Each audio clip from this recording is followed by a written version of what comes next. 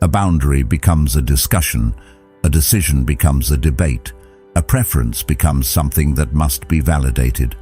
This process quietly transfers authority away from the individual and places it into the hands of external opinion.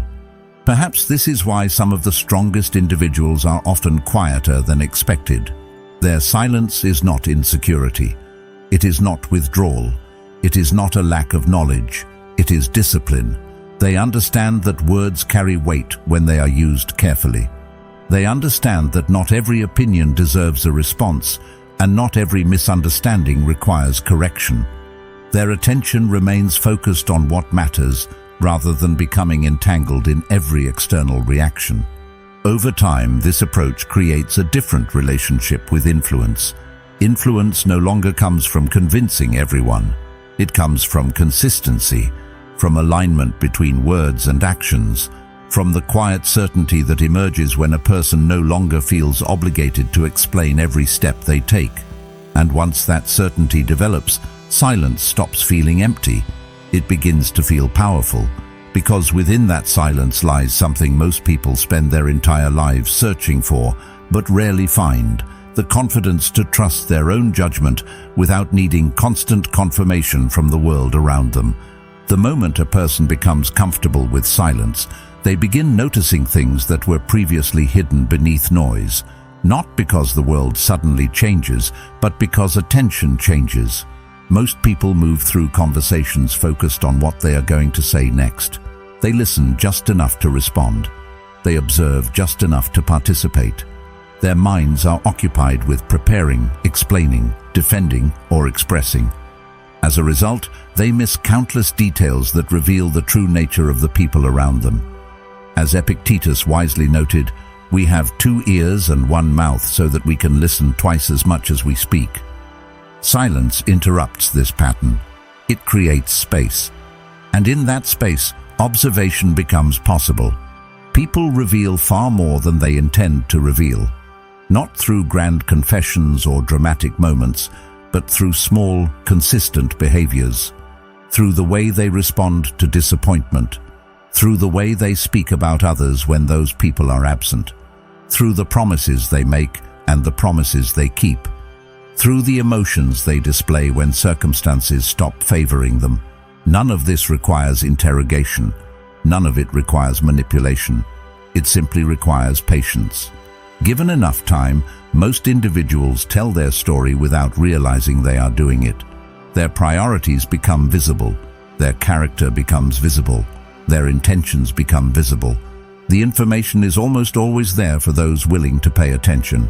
The difficulty is that many people are too eager to fill every moment with words. They reveal their plans before they have taken action. They announce goals before they have built discipline. They speak about ambitions while neglecting the work required to achieve them. There is a strange comfort in talking about progress because talking can create the illusion of movement. Yet words often provide satisfaction without accomplishment. The mind receives a temporary reward for sharing an intention, and that reward can reduce the urgency to act. What was supposed to become reality remains trapped in conversation. Something similar happens with frustration. A difficult experience occurs, and the immediate impulse is to express every emotion attached to it. Anger seeks an outlet. Disappointment seeks validation. Confusion seeks agreement. Yet not every feeling improves when it is immediately released. Some emotions become clearer when they are first examined in private. They settle. They reveal their source. What initially appeared to be anger may actually be insecurity. What appeared to be resentment may be disappointment. Reflection creates understanding. Reaction often bypasses it. The same principle applies to conflict. Many people feel compelled to engage in every disagreement they encounter. Every criticism demands a defense. Every insult demands a response. Every challenge demands participation. Yet not every battle improves life by being fought. As Marcus Aurelius wrote, "The best revenge is not to be like your enemy." Some arguments consume energy while producing nothing of value. Some conflicts continue only because both sides refuse to step away. There is strength in knowing when engagement serves a purpose and when it merely feeds distraction. Walking away from unnecessary conflict is not weakness. In many cases, it is evidence of control. But something changes when the exchange is refused. The expected reaction never arrives. The anger that was supposed to trigger anger encounters calm instead. The disrespect that was supposed to create conflict meets indifference. The attempt to disturb another person's peace fails because there is no cooperation. This does not mean becoming passive. It does not mean accepting poor treatment. It means recognizing that self-control is often more effective than emotional retaliation. The person who remains composed retains the ability to choose their next move with clarity. Over time, the benefits of this approach extend beyond difficult interactions. Observation becomes sharper, decisions become more deliberate. Relationships become easier to evaluate because actions are examined more closely than words. The need to constantly express, defend, and react begins to fade. In its place comes a quieter confidence rooted in awareness rather than performance. And from that awareness emerges an important realization. The greatest influence a person can possess is rarely found in controlling others. It is found in maintaining authority over themselves, especially when circumstances invite them to surrender it. The ability to govern yourself is one of the rarest qualities a person can develop. Many spend years trying to gain influence over circumstances, opportunities, and other people, believing that control over external conditions is the highest form of power. Yet external conditions are unstable by nature. People change, situations change, opportunities appear and disappear. Even the most carefully constructed plans can be interrupted by events beyond anyone's influence. This is why the Stoics placed such importance on self-mastery. They understood that a person who depends entirely on external outcomes will always live on uncertain ground. But a person who learns to govern their own thoughts, actions, and responses carries stability wherever they go. One of the most powerful fears is the fear of loss, the fear of losing connection, the fear of losing opportunities, the fear of losing security, the fear of losing approval. These fears influence countless decisions every day. They encourage people to cling tightly to things that may no longer serve them. They create the belief that holding on is always safer than letting go. Yet this belief often creates the very suffering it seeks to avoid. The tighter a person clings to something out of fear, the more control that thing begins to have over them. This is why freedom and attachment have a complicated relationship. Many people assume freedom comes from acquiring more resources, more relationships, more recognition, more influence. Yet genuine freedom often begins with the realization that peace cannot depend entirely on possession. A person becomes vulnerable when their well-being depends on keeping every external condition exactly as it is. Life does not work that way. Change is inevitable. Loss is inevitable. Uncertainty is inevitable. The person who accepts this reality becomes far more resilient than the person who spends their life resisting it. There is a noticeable difference between someone who chooses and someone who clings.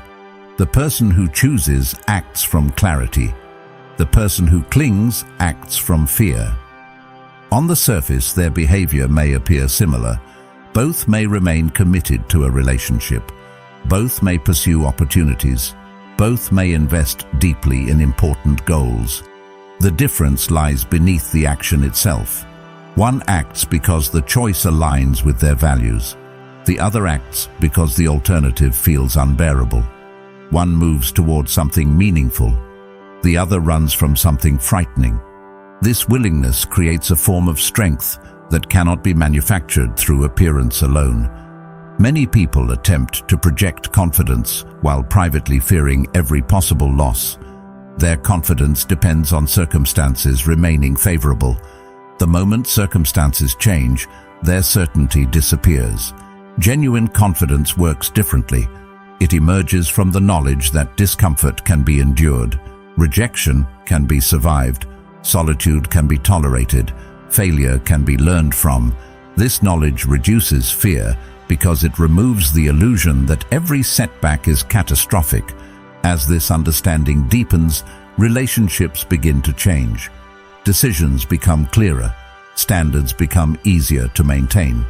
There is less temptation to tolerate situations that undermine self-respect, not because a person becomes rigid or demanding, but because they recognize the cost of abandoning their own values. The need to please everyone begins to fade. The need to secure every opportunity begins to fade. What remains is a growing commitment to alignment between actions and principles. This commitment produces an unexpected sense of abundance, not abundance in the material sense, but abundance in perspective. Scarcity creates desperation because it convinces a person that every opportunity must be preserved at all costs. Abundance creates patience because it recognizes that no single outcome determines an entire life. A person operating from abundance does not rush decisions out of fear. They do not cling to situations simply because alternatives are unknown. They trust their ability to adapt, rebuild, and move forward if necessary. This realization changes priorities. The goal is no longer to be noticed by everyone. The goal becomes becoming someone whose presence matters when it is felt. There is a difference.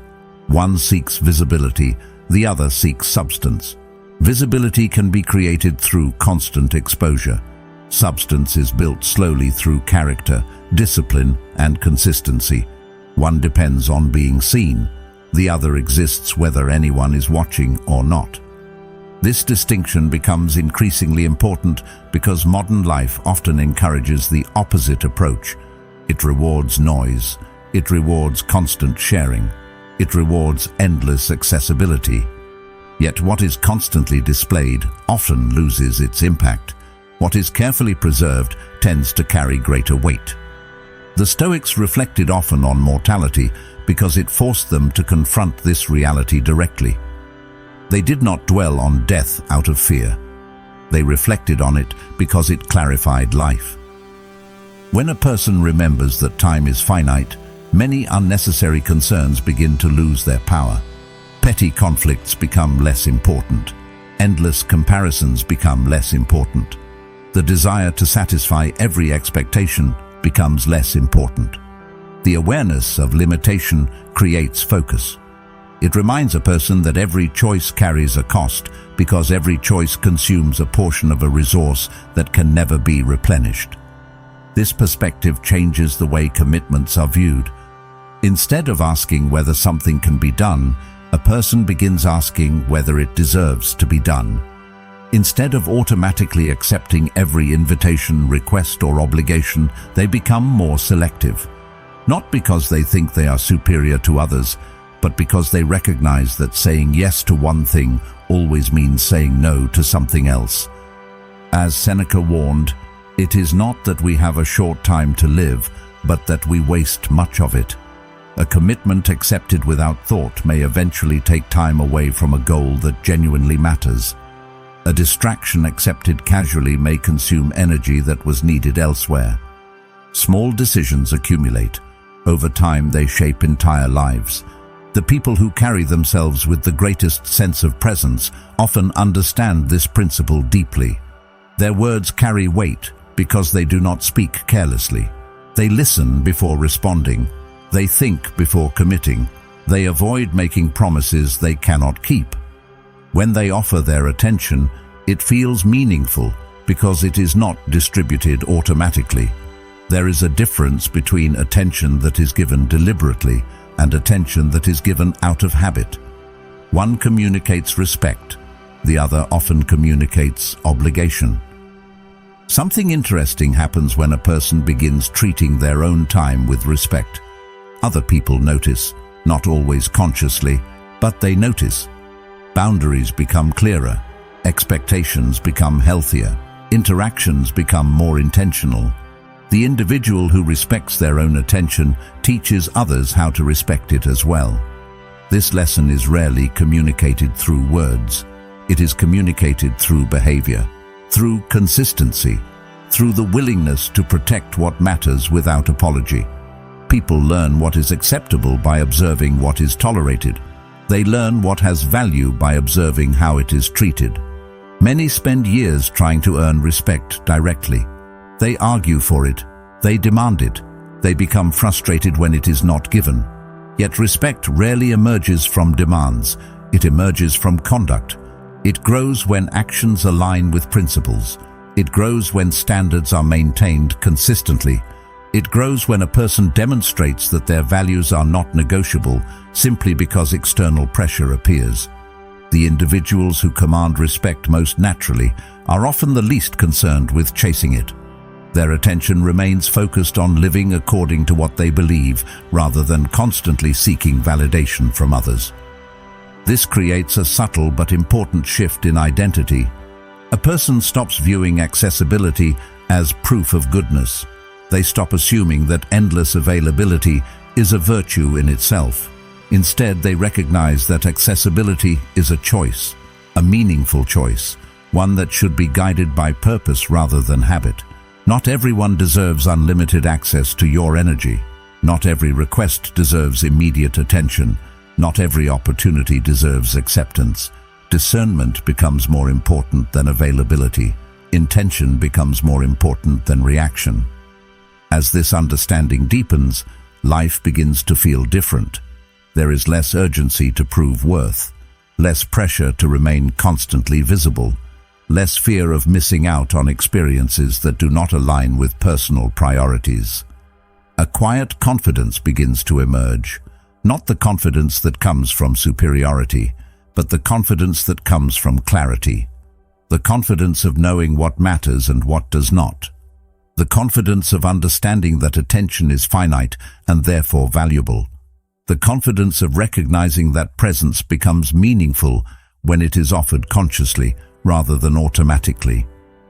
This is where many people discover something they had been searching for all along. They discover that value does not come from being everywhere. It comes from being fully present where it truly matters. It does not come from endless availability. It comes from thoughtful investment. It does not come from collecting approval. It comes from living in alignment with principles that remain steady regardless of who is watching. And when a person reaches that point, their presence begins carrying a different quality. It becomes calmer, stronger, more deliberate. Not because they are trying to appear important, but because they finally understand that their life is too valuable to be spent carelessly, and their attention is too precious to be given away without purpose. At the end of the day, the goal was never to become unavailable. It was to become intentional. To stop giving away your time, attention, and peace without thought. To recognize that your life is finite, your energy is valuable, and your presence means something. The moment you truly understand that, everything changes. You stop chasing. You stop proving. You stop negotiating your worth. And in that quiet space, you begin to discover a freedom that no one can give you and no one can take away. Thank you for spending this time with Stoic Journal. In a world that constantly demands your attention, choosing reflection over distraction is a rare act of strength. If this message resonated with you, stay with that feeling for a moment and continue the journey by watching one of the videos on your screen now.